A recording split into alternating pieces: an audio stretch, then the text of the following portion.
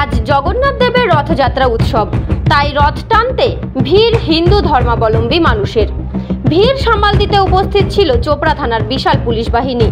হাজার হাজার ভক্তদের উপস্থিতিতে মহা সমারোহে পালিত হচ্ছে রথযাত্রা।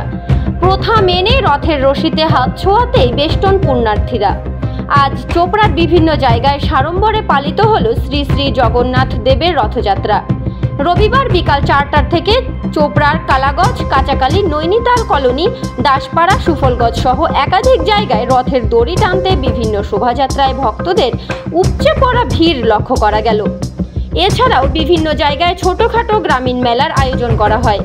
অত্যন্ত উৎসাহ উন্মাদনার সাথে শ্রী শ্রী জগন্নাথ দেবের রথযাত্রায় মাতলেন চোপড়ার মানুষজন।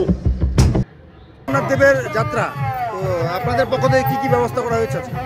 আমাদের সুফলগঞ্জ রাধাকৃষ্ণ মন্দির থেকে মেরদাগঞ্জ যাই, মেরদাগঞ্জ থেকে একবার 3 মাইল থেকে আবার সুফলগঞ্জ রাধাকৃষ্ণ মন্দির। আপনাদের এই রথযাত্রায় এবার কেমন ভক্ত সমাগম হয়েছে? আমাদের 1000-এর উপরে ভক্ত দেখা যাচ্ছে। প্রতি বছর এরকমই ভক্ত হয় এবং ওয়েদারও খুব ভালো আছে। জাতীয় সড়কের উপরে আপনারা এই রথযাত্রা করছেন, প্রশাসনের পক্ষ থেকে কতটা সহযোগিতা পেয়েছেন? প্রশাসন থেকে 8-10টা সেবিক পাঠাইছে, আবার 2টা অফিসারও আসছে। খুব ভালো সহযোগিতা করেছে চোপড়া থানা আমাদের। কততম বর্ষ আপনাদের এবারে? 21তম বর্ষ। কি বলবেন আজকে রথযাত্রা উপলক্ষে? রথযাত্রা উপলক্ষে একটাই বলবো, মানুষ আমাদের সাথে আছে এবং সবাই ধীরে সুস্থে রথ টানবে এবং যেন কোনো দুর্ঘটনা না হয়, এটাই বলবো। আপনার নাম? কৃষ্ণ বর্মন, এলাকার বাসিন্দা, সুফলগঞ্জ গ্রামের বাসিন্দা।